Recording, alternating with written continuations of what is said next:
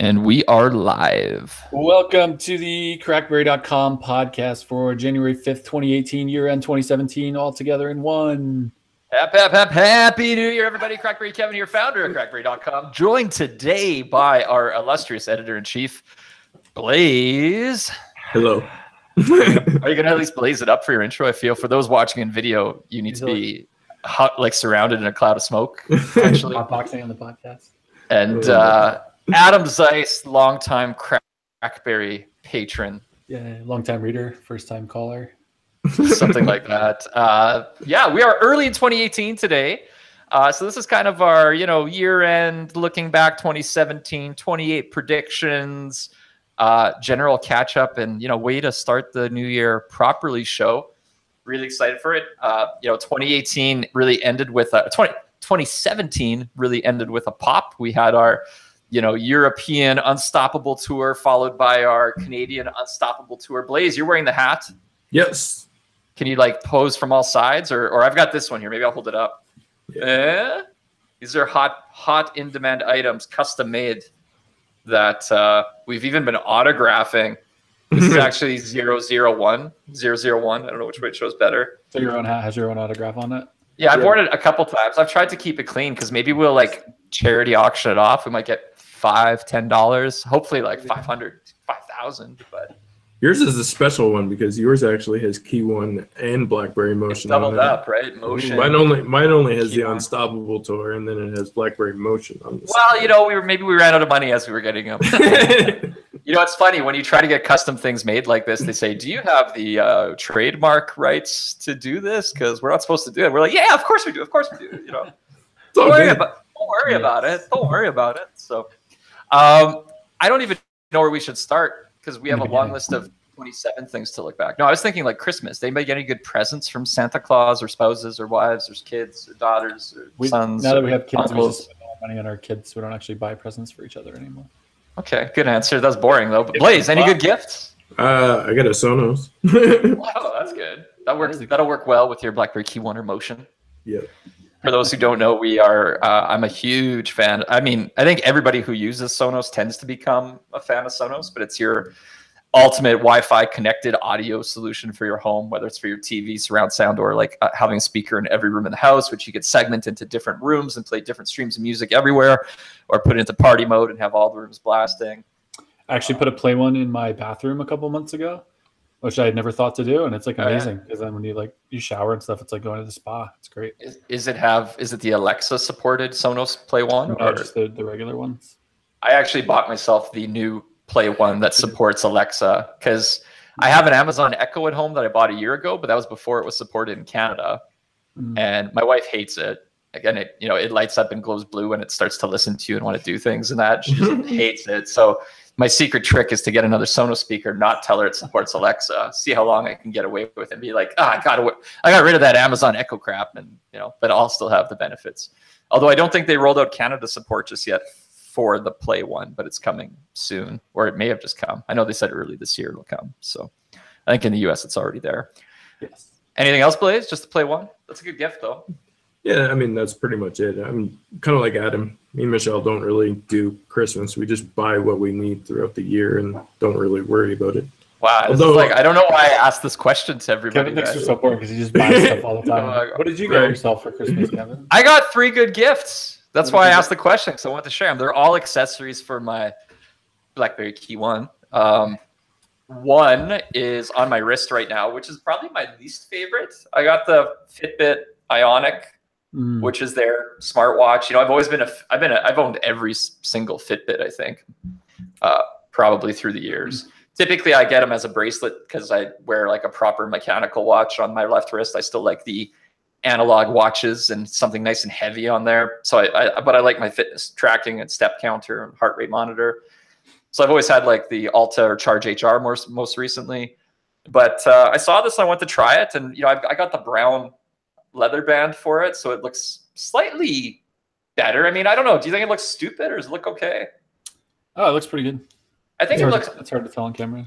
Yeah, I think with the black band, it looks more heart rate monitory, but I think with this band, it somehow looks a little retro 70s, which works. Yeah. And, you tap the screen on and then, or you hit I don't know. and then you have your thing. So, are you going to keep wearing it, you think? I think I'll try to wear it next week in Vegas, but I will also take a mechanical watch and I'll see what I prefer. And I'll also take a regular Fitbit that I wear as a bracelet, and I'll see how next week goes. It'll be the first true test. Because I think for an event like CES where I can have notifications on my wrist, like it's actually a good week to have a smartwatch. Yeah. I think, I've been trying to like tone down my phone use, and I actually thought about going back to a smartwatch. I got this Seiko probably like almost a year ago, and I just haven't taken it off my wrist pretty much since, to change the band one time. And I thought about going back to a smartwatch, but I think as you move along, like you said, unless it's for something like CES where you want to have everything like right there, like a lot of times you don't really need that. I'll be curious. I'm going to try it. I mean, there's some things that made me mad though immediately. Like there's a weather app on it, but you can't put it in Celsius independently. Like it's tied to whatever unit you choose in the Fitbit app, whether you want your steps to be in miles or kilometers. Okay. That's what it leverages. And as I think in miles, right? So I want to know I walked 5 miles a day. I don't want to know I walked 8 kilometers a day or whatever it is. Right. So because I have it set to miles, it only gives me Fahrenheit, but my brain works in Celsius as a Canadian, and so it drives me nuts.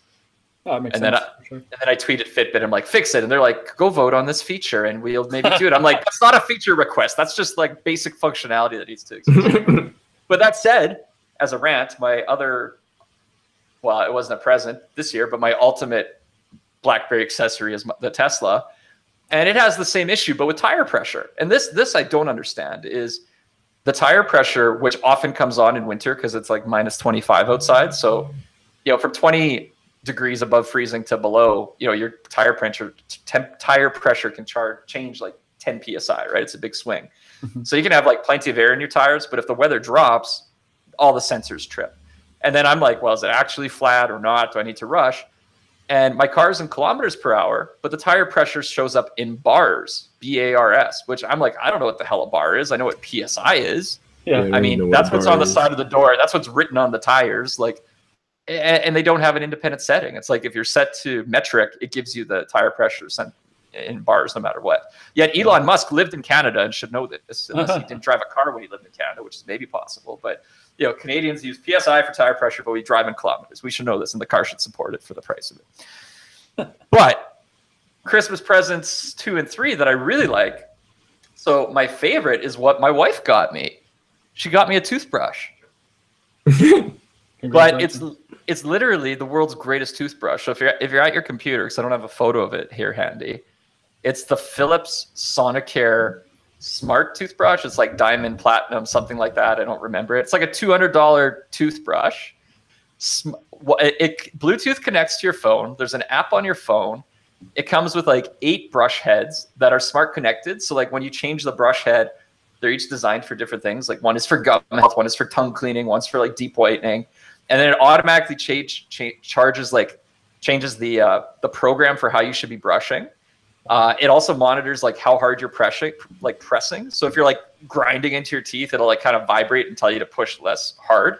And that sensitivity will change depending on it all. And then it tracks all your teeth brushing. And then it gives you reminders like, did you floss and did you rinse? So you can see how, with evidence, how bad we all are at flossing our teeth. Because that's pretty intense. There's an old thing. It's amazing. And it's beautiful. And get this. Wireless charging. This is what blows my mind. Our KEYone doesn't have wireless charging, but now my toothbrush does. And again, you don't really need it on the KEYone because the battery life is so damn good. But I'm like, are you serious? My toothbrush now supports wireless charging. So it comes with this little glass, like to rinse, to use for rinsing with mouthwash or whatever, water. And it sits on this gold colored plated stand. And you just put the toothbrush into the cup. So it's like sits there all beautiful looking. And it charges. And then it comes even with a travel case that supports the wireless charging. So you can plug it into like a USB type end or whatever. I think can't remember, it's USB or micro USB or something. And then it charges the case and you put the toothbrush in and it just charges within there. So did you ask your wife if there was like a hidden message? Because you're not supposed to buy your spouse no, a vacuum. No. She was on a trip to her sister-in-law's and another friend had it the older version. And she was like, what's that? And then he talked about it. He's like, there's a new version that's out that's amazing. And then she saw it. She's like, Kevin would want this. And she totally surprised me with a gift I didn't know exists. Love it.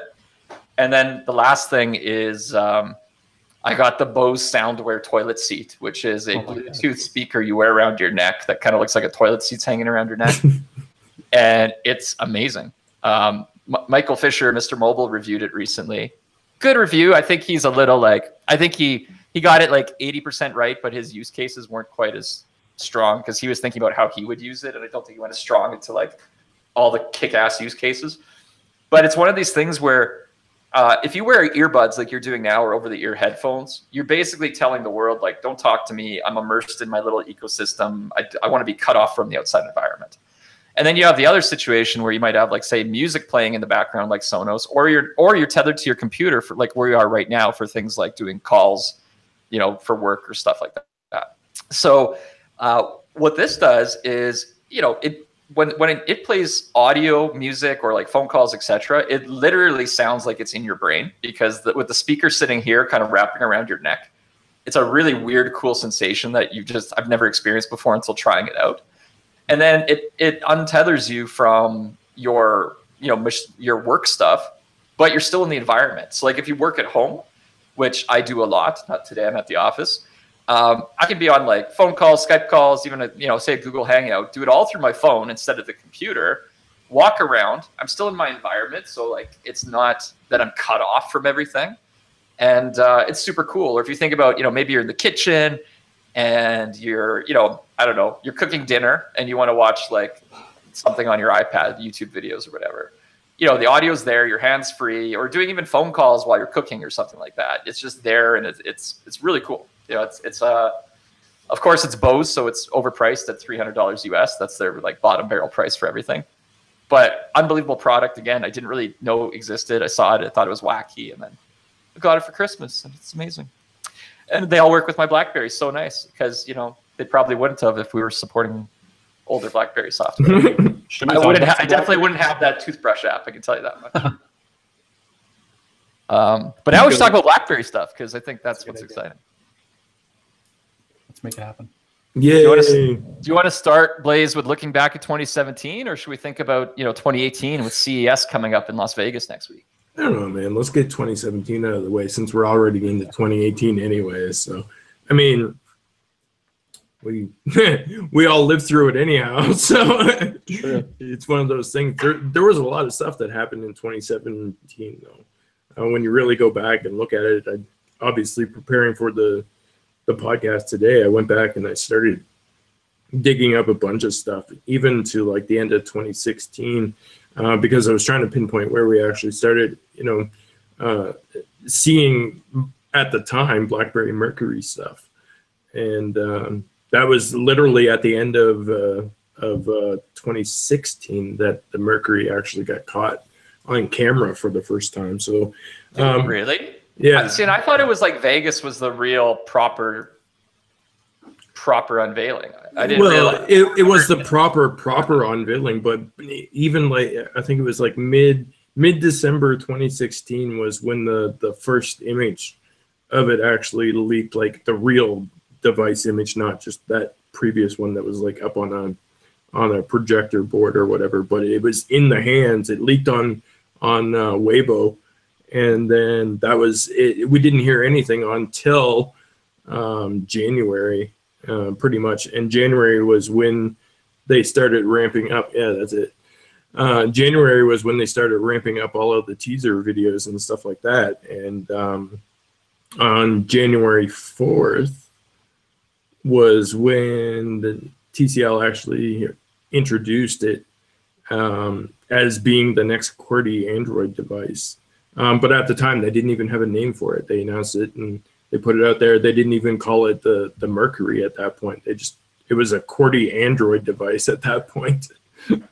Interesting. Like at CES, you mean it was still like not even going with Mercury? It was just I mean, Mercury. The Mercury codename made its way out after a few people got their initial reviews posted up, but they hadn't even officially announced it as the BlackBerry KEYone at that point in time.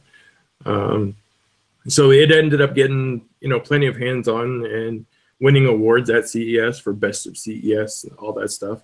And then, from there, it was went a on. Proper tease though, because what was interesting. Oh yeah. you know, there was only one phone in Vegas, and it was with Jason Gurdon, who at that time was, I think, head of North American PR for Alcatel, which, you know, obviously kind of confused me at the time when we started to see it. But what was crazy was there was a picture of it, I think, like every day CES puts out a magazine, and, you know, whatever hotel you're staying in Vegas, it shows up at your door. Yeah. And I remember there being like, I think a 3-page like fold out ad for this phone with no name. It was like a, you know, they did a proper, you know, teaser thing, but it's not like they had a booth to go check it out. It was almost just like, hey guys, you know, BlackBerry's going to be back this year type of message. And I actually tried to get that promo sheet to like post on the site, and nobody took it. Nobody took a picture of it or anything. I don't even know if I took it. Right?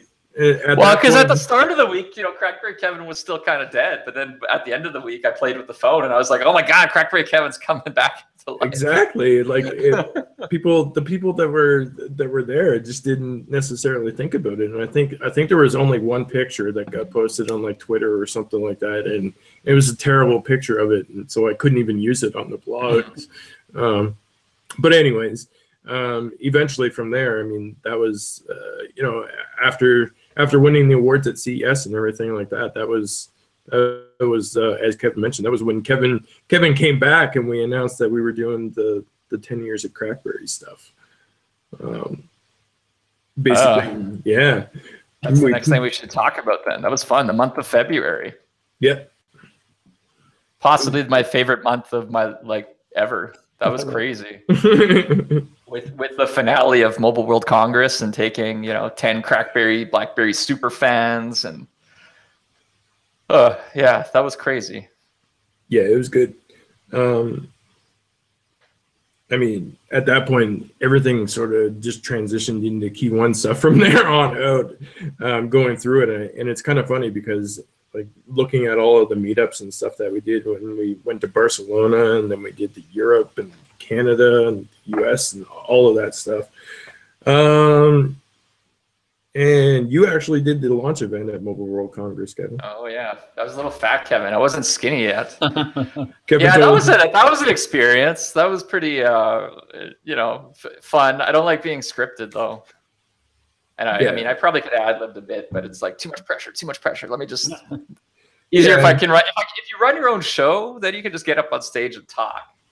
You know, that's fun. When it's like pressure for somebody else, I'm like, ooh, I don't like this as much. But it was good. That was a great experience. You got to be on time with everything and follow along, and that always kind of sucks. Like, it's kind of like our podcast. It's like when you tell me to do up a script, I'm like, can't we just roll with it? We can roll. Well, the script isn't a script. It's just an outline. We don't script our words. Hi, Blaze. How was your holiday? Yeah. But I mean, in that scenario, it really is a script that you kind of have to stick to. Every word must be delivered. But it was fun.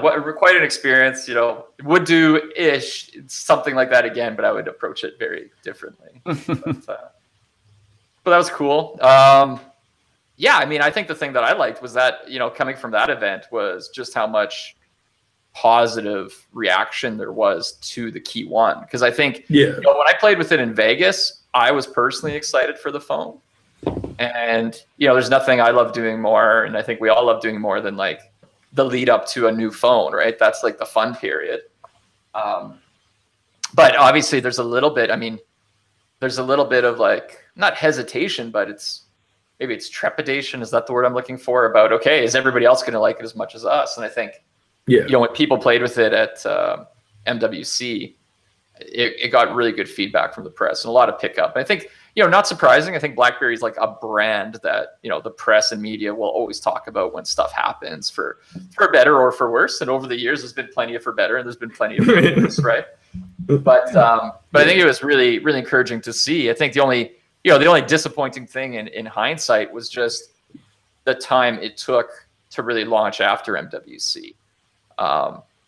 You know, I think if you think about like how they teased it in January, you know, I think for us who are hardcore followers of tech media, you know, we almost take that as the unveiling, right? And in reality, you know, if they were already in market with phones, like we've talked about this many times over the years, where are leaks good or are leaks bad?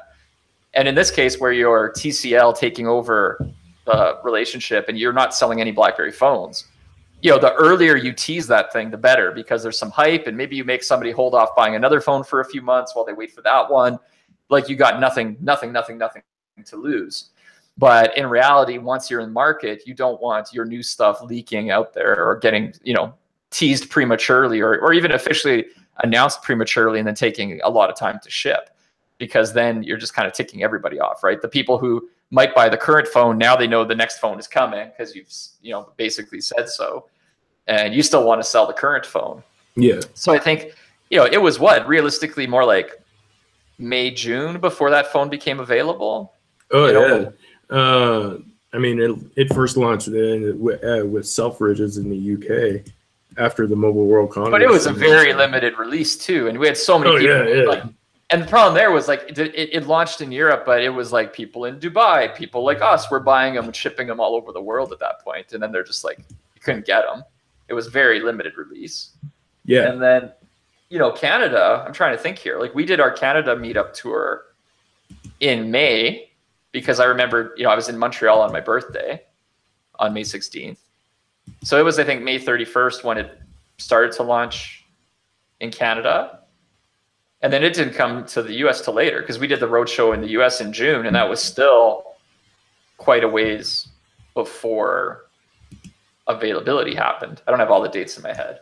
Yeah. So I mean, it's a long rollout period. Like, they're still launching KEYone in new markets right now. You know, like, it's still a rolling out device. It's not even a fully launched device everywhere. Yeah, absolutely. I mean, how it worked out was basically in April they announced the BlackBerry KEYone Canadian carrier and partner availability, but we never actually saw that release until May 31st.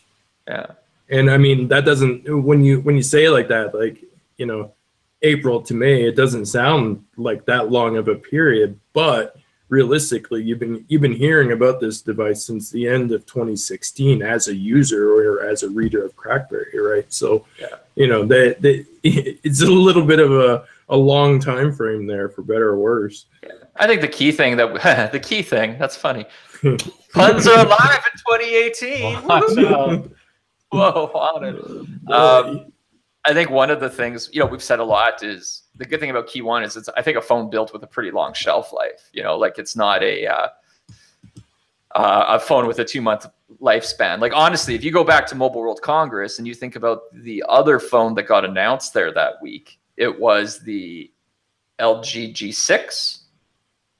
And, you know, that is a phone that, had 5 weeks of glory until the Galaxy S8 got announced. And the G6, I don't even know if it's had really broad, like, I don't think it's had much adoption. It's moved on. I think LG's done new phones since then already too. Like, it's not a phone where they're like, hey, we're going to roll this thing out and it's hot for a year and a half. It's like, you know, here today we got some headlines and it's like totally forgotten tomorrow. Whereas I think, you know, the KEYone as a device makes sense for people for a long time, right? So even if you're buying your KEYone today, it's not like you're buying a January 2017 phone. You're still buying like a January 2018 phone for the most part. I mean, you know, we haven't even seen like Black Edition hit US yet. And, you know, we haven't obviously talked about Motion yet, but that was one of the things that I worried about with the timing of the announcement. It was like, well, is it actually just going to disappear into the ether, or is it actually going to hang around for a while and be relevant for however long, you know? Well, it's the only, if you want a physical keyboard on a smartphone, I mean, yeah, you don't really have much choice, right? And that's the thing. I think that's the differentiating factor with the KEYone is it's a phone with buttons, and that's going to appeal to a lot of people. It's not going to appeal to every smartphone user on the planet. But the good thing about going after that niche is, you know, there's more life in the niche, yeah, which is good. You know, the other thing that sort of pushed people to the edge too was, like, say for example with the reviews, like your review that you posted was posted on May 4th of 2017, and at that point in time, you know, people were reading this review and seeing how great that the device was and how you enjoyed it, but they were unfortunately unable to go ahead and totally. Yeah, it's like one of those, if you could replay how something would roll out. Yeah, you know, if I was TCL doing it again, it would be like, say nothing until May or June. secretly try to work on everything and then announce it and have lots of inventory and lots of launches. But I think one of the things we saw too was that, back in Barcelona when we, even when I was on stage there, right, and we saw the phone get announced, I think they announced support for 5 markets at that time. They were like coming to, Canada, US, select European countries, and it was just a few of them. It was like France, Germany, etc. And that was all they really said. But I think the reaction was so good to the phone that then, then what happens is more of the carriers in different countries, et cetera, reach out and they say, wow, we want this thing too. We want this thing too. We want this thing too. And that's where you've seen them launch in, I think they're in 50 countries now, which I don't think, if you're TCL, that you don't go into it knowing that's going to happen. You might hope it's going to happen. But I think almost the demand catches you by surprise a little bit, and that just takes time because it's a new team and everything else that they have to build up. And if we go back to early last year, we had that interview with Steve Sestouli, who was in the U.S. The U.S. team of TCL Communication at the time, and he talked about we're going to need you got to have patience with us because we're going to try to do all the things right, but it's going to take time because it's a new startup. So kind of interesting. And I think we've seen that need for some patience last year, but I think we got through it. There's some teething pains too, like the screen display issue. Was that on your script or not, Blaze? I don't know. Should we talk about it? Put it there. I mean, it's relevant to 2017 and it happened and it was addressed and fixed. So yeah. And I think the good thing there is it addressed relatively quick. I mean, you always want things to be even quicker. I think it was relatively low volume compared to total, let's say KEYones on the market, especially by today's standard. But obviously the first people to rush out and buy the phones are hardcore people. So you kind of have like probably the loudest, most vocal people, suffering an issue, which sucks. But, as we saw afterwards, no issues again. That screen holds in like a mother, whatever. It's a clean start to 2018 too. And then from there, I mean, after everything got all taken care of, with the launch in Canada and everything like that, which came at the end of May, May also marked the release for the device in the US too. It hit Best Buy and Amazon at that point in time in unlock capacity, so everybody was able to go ahead and purchase it. There was a few teething pains there too as well because of the availability. The stock levels obviously were going up and down on a daily basis, so they had to go ahead and get through that. But after that, Sprint launched it too, which was huge because that was the first BlackBerry device that Sprint has had since the BlackBerry Q10. So yeah, it felt good. That was a happy moment for Kevin. I was in New York at that store. Where do they have a store? That I think it's at the bottom of that. Is it called the Flatiron Building? That like angled one? Yeah, it's the one that's like in the middle of the road almost. Yeah. And I think at the bottom of that, there's a Sprint store. So it's a very like big, iconic, kind of memorable location. And I remember walking in there and seeing a KEYone like almost as soon as I walked in. I was like, yes, feels good. Goosebumps.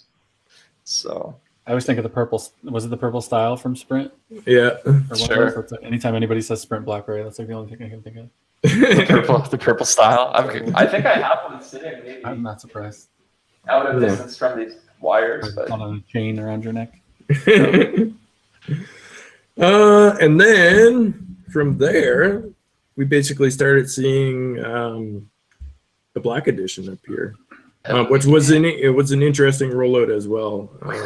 So sexy.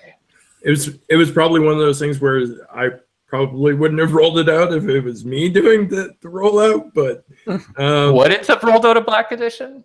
No, not necessarily in the order that they did. Like they announced it with Optimus as being the KEYone limited edition Black in India before they ever even announced it for the US. So right. Yeah, there was some confusion there. That's true. I did get that's right. And I did get a review unit from Optimus, which clearly said on the box it was made by TCL in China.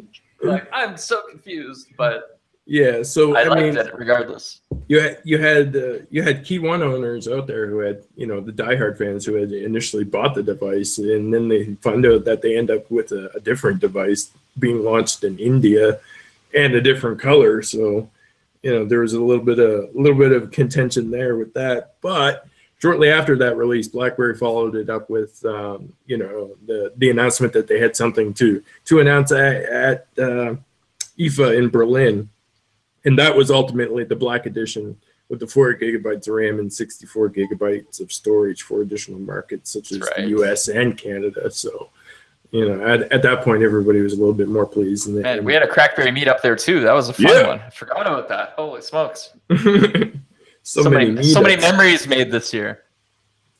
And then next in line was the Space Black version that actually arrived at AT&T. So AT&T was the second U.S. carrier to offer a variation of the KEYone. So basically, AT&T got the Space Black edition, which didn't have the 6 gigabyte or 4 gigabytes of RAM and 64 gigabytes of storage. It was just basically a black KEYone. So that was interesting to go ahead and get that taken care of because a lot of AT&T customers wanted their own variation of the black one. Right. They probably wanted the 4 gigabytes, 64 gigabytes of RAM, but AT&T made the deal, and TELUS also made the same deal in Canada too. So Canadian customers were able to pick up the Space Black from TELUS. And then what happened after that? That was the majority of the KEYone news. That was, like Kevin said, we're still launching KEYone in new markets and stuff like that. When did I fast for Florida? That's what I'm trying to remember. After that? We're getting there. We're getting there. After that, like I said, that was pretty much the majority of the KEYone news all wrapped up succinctly. From there, we moved into BlackBerry Motion, which was announced at, I always forget how to pronounce this, GITEX or GTEX? Oh, yeah, I think GITEX in Dubai. GITEX, yeah. And that's where the BlackBerry Motion got announced. And to go ahead to coincide with that launch, that was when we announced the BlackBerry Europe meetup tours as well. Can I admit a cheat I made at that point? Sure. It'll be my confession, so I feel good coming into 2018. So for those who follow CrackBerry Kevin on Instagram, I posted some photos of Motion when it got announced at GITEX. And I tagged them with the location of being at GITEX in Dubai. But in reality, I was actually in Florida at that time because I was shooting some of my Motion bend test videos and stuff. So I did have the inside track in that case. And I was pretty sneaky on that. It was fun. It was like the good old days of BlackBerry when I used to do that stuff all the time. It was so fun. So I was getting intimate with it as it got officially unveiled. But I wonder how many people actually noticed that, though, in comparison. Well, it's funny. People within Mobile Nations, like I had Dan Rubino, the main personality and editor on Windows Central. He's like, Kevin, if you're in Dubai, go here, here, here. He's like, I didn't know you were gone there. And I'm like, yeah. And I never told him the truth. I just let him assume I was. It was way more fun. So if people said like, oh, do you have time to meet up for lunch? I'm like, I'm booked up in meetings. I didn't want to confess until 2018. So. You did a good job. Thanks. Way to keep that buried for a long time. Okay, and the other secrets does Kevin have buried? What's in the box? We'll never know. Nobody knows. Is that like the box from like 2015? Yeah. It's where I keep my Horcruxes because I've split my soul 7 times. No, not quite. First use of Horcrux in 2018. Harry Potter. Who watched all the Harry Potters over the Christmas holidays? That's what I want to know. Not over Christmas. What about Star Wars? Blaze, I watched the Doctor. I know, but I watched Pitch Perfect 3 opening night. Wow. That's the movie that's the best. Yeah. No. We're back, pitches. Exactly. Oh, I was so excited. I need to see Star Wars still because I can wait, but Pitch Perfect 3 could not. I haven't seen Star Wars either. I watched Justice League though over the Christmas holidays. I watched the Doctor Who Christmas special just for you, Blaze. So did I. Wasn't it amazing? So good. Female Doctor coming up. I'm so excited. Love it. I mean, obviously with that episode, you don't necessarily get any sort of like intuition of what type of doctor she's going to be or anything, but still, it was cool. Huge. I might be watching the next season. I feel like I have catch up to do. Whatever happened to Clara? How'd they get rid of her? Oh, I can't. I don't want to say. Was it sad or happy ending? It was all of that because of how they actually did it. Is she still alive, or is she living in like a computer or something? Well, it's intimated that she's probably still alive, floating around in space somewheres, but her time is limited. So.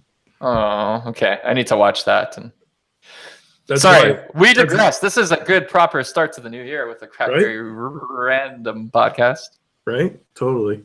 After that, I mean, we did the European tour for BlackBerry Motion. Everything so awesome. Should we talk about James Nevis because? No.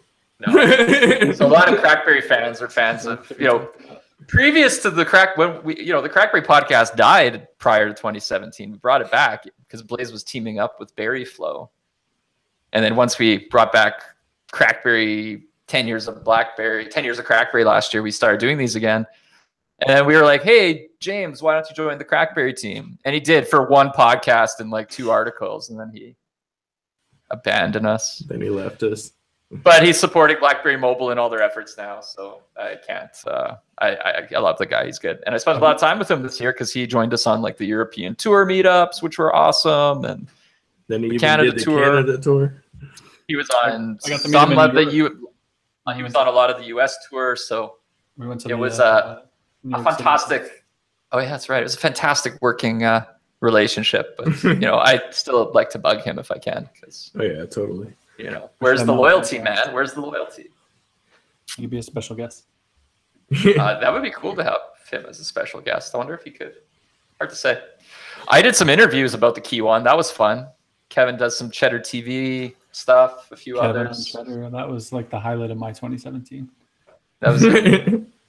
I was on fire for one. I remember the second one was quite good. The second one was better. Yeah, the first one was good, but the second one was just like wow. Yeah, the second one was great. I peaked. It's all downhill from there. Yeah. No, I hope not. It's over. You say that every year about something. Crush beasted in 2018. 9900 on eBay was peaking, but now it's downhill. 9900 is a nice device. Still like looking at that one. Yeah. I have one my kids play with, and I pick it up all the time, and I'm like, oh, it's so nice because it's so small on the keyboard. Yeah, but they're too small now when you pick up the old ones. Well, nowadays, yeah. It's like totally different standards. But now I picked them up and I'm like, how did I ever use this and not go blind? I used to think the 9900 was big, compared to all these other devices. They're like, oh, it's huge. It's huge. Well, somebody wants a phone this big. Yeah. So go ahead. Basically, partway through the European tour, we BlackBerry Mobile announced that the Motion would be essentially coming to Canada. So from there. Actually, when it came to Canada, it's still only technically available on carriers. It's not available unlocked, which is... Yeah, I know, because I wanted us to sell the Motion on our CrackBerry Canada tour in December, and we couldn't buy them through our distributor. BlackBerry Mobile really needs to fix that because a lot of people actually want to buy it, but they want it unlocked. From the UK still get the unlocked one? Yeah, you can get them, but I mean that's costly for like the normal people. Oh yeah, for sure. No, I was just curious. I think that's the one I have is a UK one. So I mean, obviously for our purposes, like to import one, just to have one and use it, and be able to relay the information to those who are interested. It's not that much, but like if I was to go ahead and import one myself, I'd be like, no, I'm not going to do that. You might as well just buy one from the carrier at that point. Yeah. What's the or is there more stuff? I kind of want to move into like 2018 predictions. No, but we do have to. This is pretty much it. Like the last thing, like I said, BlackBerry Motion announced for Canada, and then we did the Unstoppable tour for Canada, which was absolutely awesome because that was one of the ones that I actually got to go on for like the whole tour rather than just 1 or 2 or 3 venues of it. So that was pretty dope. Everybody loves Blaze. That's all I know. Always have, always will. It's a universal love. Adam and I can just feel bad about ourselves, Blaze. We should just like update. Maybe we should change the site from crackberry.com to blaze.com. Attract a whole new audience because all the CrackBerry people will stay because they love you, and then we can start selling vapes also. We can make 2018 like a flashback year and just drop the design back to like 2008 design. Get startup videos for BB again. I mean, I would totally. I've got screenshots. Heck, we could go to the site we never launched that I always wanted to. Like the original CrackBerry mock-up I put together. It was hardcore. We could do like a flashback podcast, and we'll just talk about like the Bold 9000 and. I mean, we could just. Have you ever gone? I've never gone back and re-listened to like the first 5 podcasts. I think I would cringe. I did. I kind of cringe. I kind of cringe when I listen to these ones, to be honest. Yeah. So I'm like, it's pretty. I don't go back and listen to those. Be more professional, I think, or try to sound like we knew what we were doing, and then like you can just see where it digresses, and we just kind of like, yeah. We're really not the professional type, so we're not even going to bother trying to pretend. This is the CrackBerry community podcast. If we want to do like a pro one, we would do like, this is the BlackBerry Power User podcast, sponsored by BlackBerry. Right. I've never done it. But, you know, I would listen to it if somebody else did it. Kevin's the face and the one that can do that. Adam and I are like, we've been through this. Kevin, you can talk about your fast now, because I think we're up to September in 2017. Oh, yeah. Just like memorable looking back. Yeah. So Hurricane. Irma. Oh my God, is my brain not working? Irma. I think it was Irma. There were so many hurricanes this year. I'm like, which one ripped apart? Or was it Irma? The other one? There was many. Jose, Irma, something. Well, it was a big one. Yeah, I think it was Irma. Irene. Yeah, I'm pretty sure. No. Was it Irene? No, I think it's Irma. Can you look back? I can't believe there was a lot of hurricanes this year. But I was in Miami for a few weeks, so then Harvey. There was Harvey, Irma, and Jose. Right. Irma was the one I think that hit Miami, though. Yes. And then Harvey was the one. Was Harvey the one that ripped apart Texas? And then the next one was Puerto Rico. Correct. Yeah, weird, scary stuff. But you know, at the time, Irma. Because that was kind of before Puerto Rico got hit, I think, as I arrived there. I was like, oh, Miami, which is a city I visited a lot, was, and Florida in general, was, you know, had a lot of beat up damage. So instead of drinking booze and eating too much like I always do, I'm like, I'm not going to eat, and I'll take the $3,000 I would spend on that stuff. And I gave it to charity, and I fasted, and it was a good transformative 3 weeks for me. And I've been super smart ever since. It's weird.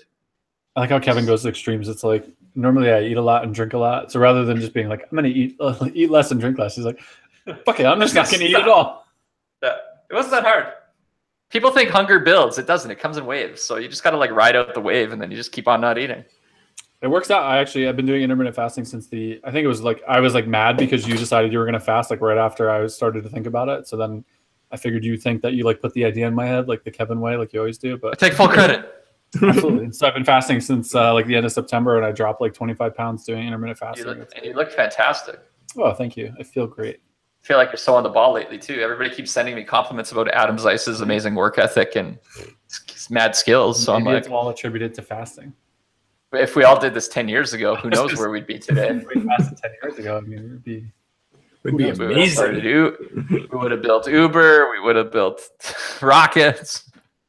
It would have been like BAK BlackBerry or something. I don't know. But we have so much fun. No, that was cool. And then, yeah, I mean, I'm just looking forward to 2018 now. I think it's going to be, obviously, it's a different year we're coming into.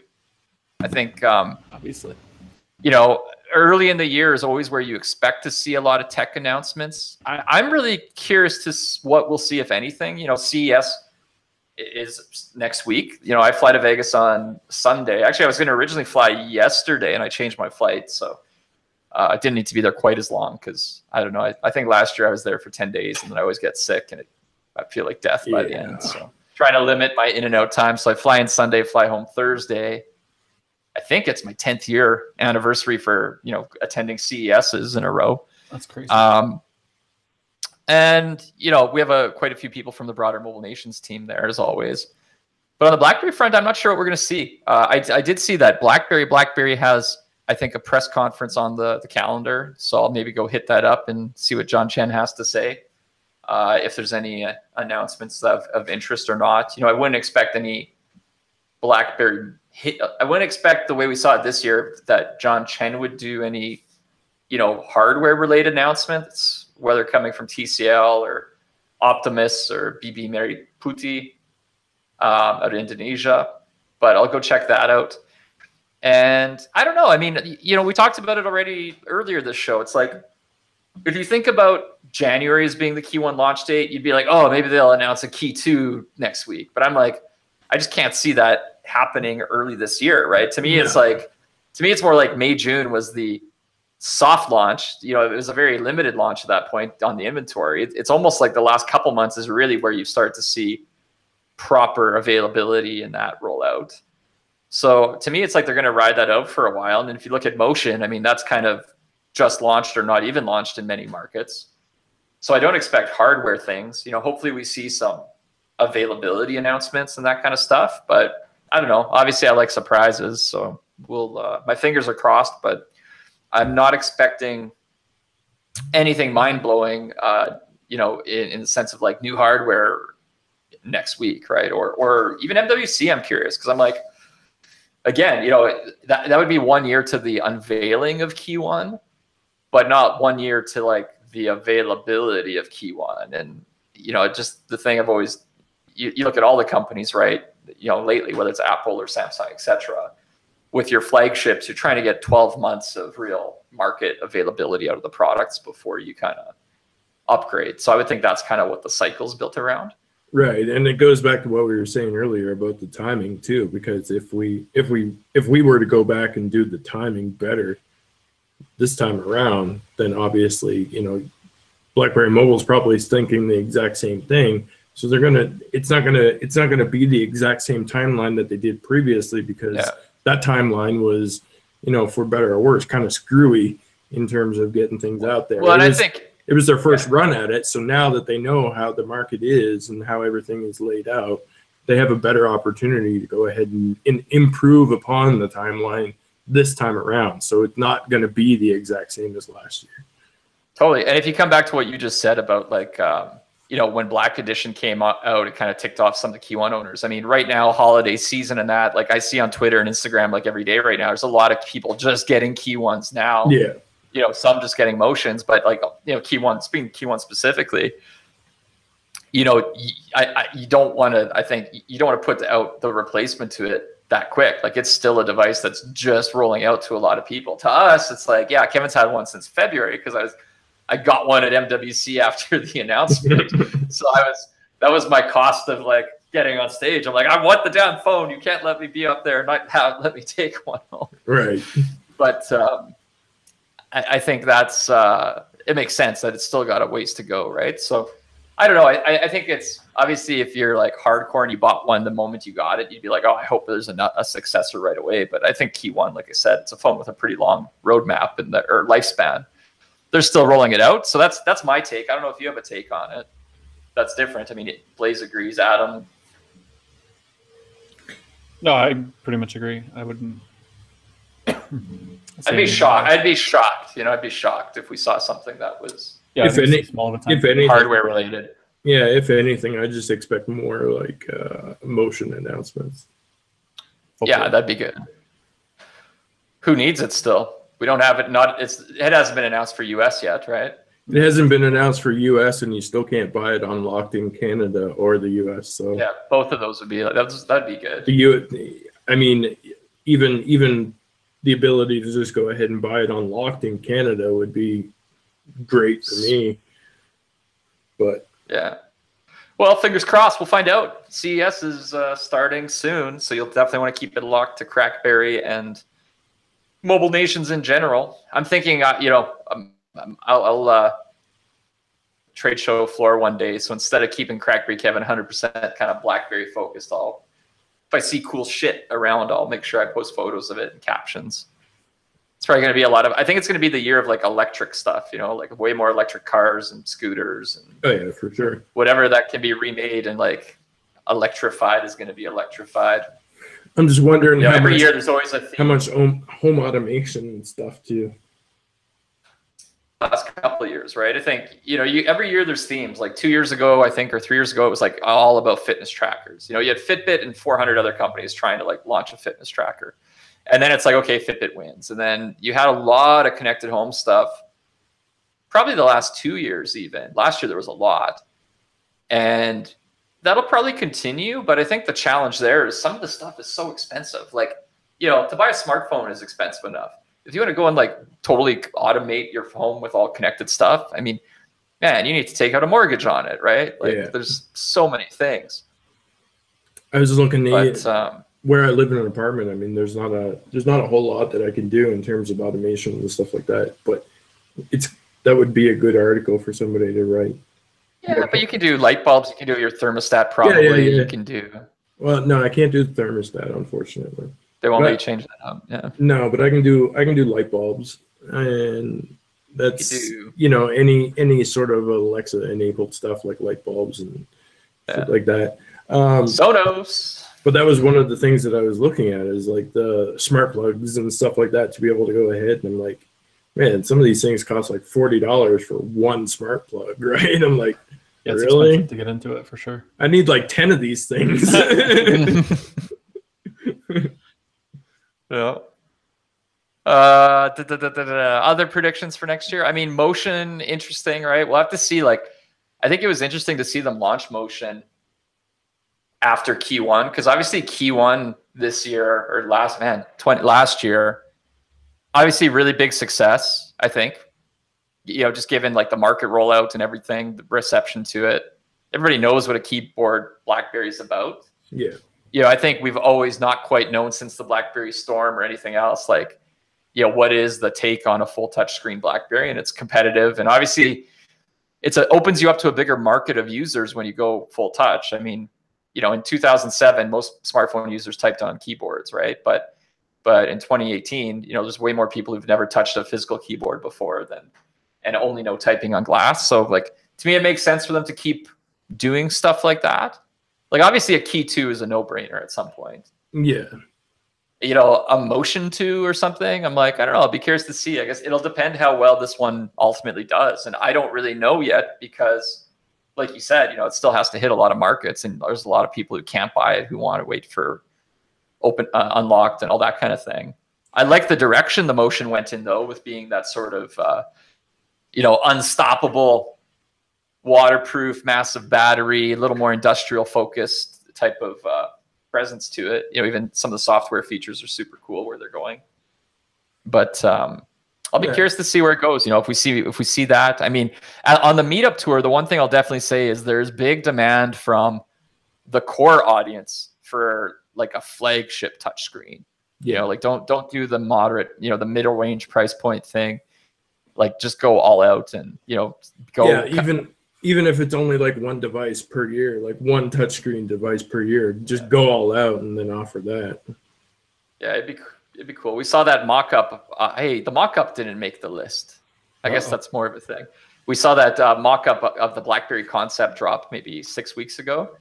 And it's interesting because like it got a big rise from the community. From me too. I saw it. I'm like, oh my God, I want that to like a BlackBerry touchscreen phone that looks like that. Because it's just it's not even about the hardware specs because it's a design. It's just a very like cool way to make it look iconic with sort of having a back cover that's like striped metal with BlackBerry on it and distinct, and I think that's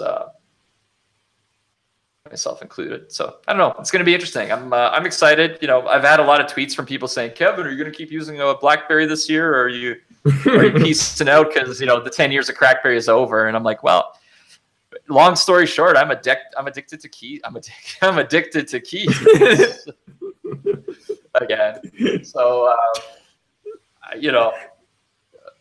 I'm both. I don't know. I'm kidding. Jeez. Kevin's a dick. There, you had to say it. Thanks, players. I love you. Somebody had to get it out there. Love you. I am not. That is a misconception. Everybody who meets me in person tells me I'm way more friendly than they thought. I'm just perceived to be dickish sometimes. No, not true. Come on. No. Maybe. I mean, the amount of defending that I have to do for you. Oh my God! Why does everybody think so? I'm like, no, he's not really like that. Just go talk to him, meet him, hang out with him. What? But at least you have people who will step to the plate and actually say that for you. So I mean, you can't be that bad. What have I done so wrong over the years? I don't understand. I mean, I definitely talk too much, but other than that, I don't know. I'm excited for 2018. I'll be I think it's interested pretty good to see what's going to happen and you know what actually comes out of it. Because I mean, when I look back and I think about it, 2017, like with everything that happened, you know, the rollout of the devices, the timing, everything all put together, it's one of those things where, and it sounds kind of like a cop out, but it's really not when you think about it, because like you said, this is a brand new team that they put together at BlackBerry Mobile, and now they have a lot of that, you know, technically first year stuff worked out.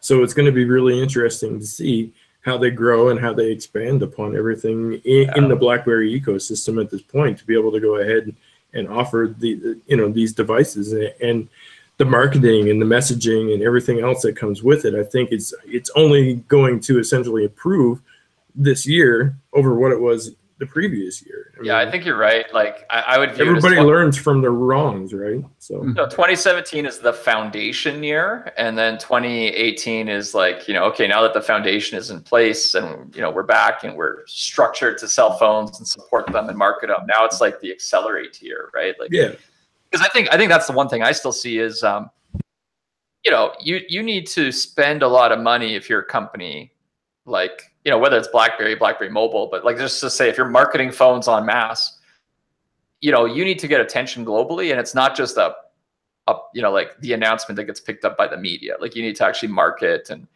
you know, that's everything, right? That's like having billboards, having digital ads, having influencers, having everything, and being like on with it, and that's freaking expensive. And I think, you know, I still see and meet a lot of people who don't know BlackBerry is back with new phones this year.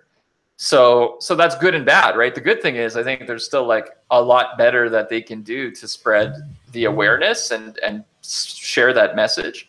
And some of it's PR, and some of it's marketing, and some of it's, you know, us doing our thing and all that kind of stuff. But there's a lot of room to grow there, even without new products, right? It's just like taking what's there and something like the KEYone and like continue to tell it and spread the word, right? Yeah. Cool. It's good. Anything else, or do we wind it down? It's like, boom, tight 1 hour episode. Great way to start the year. Come back in 2 weeks. We'll come back in post CES one. Perfect. Sounds good to me. Like it? I think that we covered the majority of stuff throughout 17. Because honestly, I get back next Thursday night, pretty late, but maybe Friday afternoon we'll do another podcast, and then we can debrief on CES, and we'll be like, boom, boom, back to back, start 2018. And then we'll probably not do one for 2 months, because, you know, that's how we roll. We fall apart a little bit. But we will not be stopped. We may be broken, but we may not. I'm not broken. I'm not broken. It's all good. I'm kind of broken. My Fitbit just told me I need 173 steps to make the hour. Better get out there. Any good resolutions for the year? Let's finish with that. Blaze, what's your 2018 resolutions? Basically just try and be healthier. I mean, I'm not gonna like go all in and say that I'm fasting and going on a diet and I'm gonna start lifting weights. But here's the question: What was your 2017 resolution, and did you succeed? Probably didn't. I don't remember. I forgot. Yeah, well, now you've publicly stated you're going to be healthier this year, so we will keep you accountable. Yeah. Adam Zeiss. I'm just going to keep not being fat and try to keep eating healthy and see how that goes. That's good. I can't say I'm eating healthy because I'm eating better, just not fully healthy. So maybe I'll try harder. Yeah, I need to do that too. That was the other thing that I got. I kind of got that for Christmas. I got an Instant Pot for Christmas, so I've been making like healthier meals and that. Oh, cool. I hear a lot of good things about the Instant Pot. It's like I use my place in the cabinet, and I've never touched it since. Interesting. I love mine. I remember you telling me about how excited you were to get it, though, Adam. And I was super excited to get it because my sister uses it all the time. No, because I think for like people that like to cook but don't have like necessarily a lot of time to do it, I think. But it's been my routine for years, like to stop working at like 5:30 or whatever, get the kids and cook dinner. Yeah, got it. Like how we roll. My problem is that I get very bored of the things that I eat on a daily basis, and I needed something to make me like have a desire to try other things. And Michelle got me the Instant Pot, so now I've been like finding new recipes and then just throwing a bunch of stuff in the pot and turning it on and coming back 20 minutes later or whatever, and it's done. It's like, oh my God, this is amazing. So I like it. My 2017 goal, maybe less like resolution, but goals. Like every year I try to pick one thing to learn new. So last year it was jump rope. I wanted to learn how to like skip properly, jump rope. And I remember like I took my jump rope to CES last year, and I could literally skip for like 35 seconds and I would screw up 10 times in 35 seconds, right? I was that bad. It'd be really good. So that I succeeded in that goal. I think 2018, new skills. Don't do anything stupid. That's the first thing. Just, I think that's, one of those things. I don't have Adam's eyes glued over my shoulder to make sure I don't do dumb things. So I just want to make sure I don't do any dumb things this year. Continue to be healthy. I like Adam. I still have fun. I don't want to be like annoying, but just, I downloaded a couple language apps on my phone. I was like, maybe I'll try to learn Italian and Spanish. Those would be good for, trips to MWC in Miami and to, my family events with my mother-in-law. I could talk to her in Italian. That would be pretty fun. Arrivederci. Perfect. Oh, Spanish is ¿Cómo stai? ¿Cómo stai? Non c'è male. Seems fun. Oh, and meditation. I need to learn how to meditate. I'm going to go take a course on that and try to unleash the crush beast of... Oh, boy. But if you're listening to this still, be sure to share your resolutions in the comments on this podcast if you see it on CrackBerry, and tell me what we should do with this. The options are either Kevin wears it all year, which I'm okay with, we sell it, or we auction it. But if that's a suggestion, like what do you think somebody would bid for 001? It's got to be worth at least $17.9. I mean, the hat was $30 or $40. So autographed, it's got to be worse. Starting bid is 35. Unfortunately, it'll be worth more when I die. But we're not going to do any stupid things this year, so hopefully. Yeah, I'm going to start knocking on wood. Okay, all good. Do the little Malocchio. All right, thanks for listening to everybody, and we'll be back in a week to talk about everything that happened at CES. Be sure to keep following us on crackberry.com, on Instagram at crackberrykevin. We got Blaze on Twitter at Blaze. We got Adam Zeiss, who gave up social media, so you can find him on this podcast next episode. Yeah. His life is better without social media, correct? Absolutely. That's cool. I am not going to do that in 2018, but we'll see how it goes. Maybe 2019, that'll be my thing. Disconnected Kevin. Boom. Wonder how long it would take before you go nuts. Love you guys. Love everybody who's listening. Happy New Year. Hope you make it a great one. And we thank you for all your support over the years and last year and going forward this year. And we will come at you next week. Be sure to stay tuned for all the announcements. You'll find them on CrackBerry first and best, because that's how we roll. True that. Peace. Peace. Out.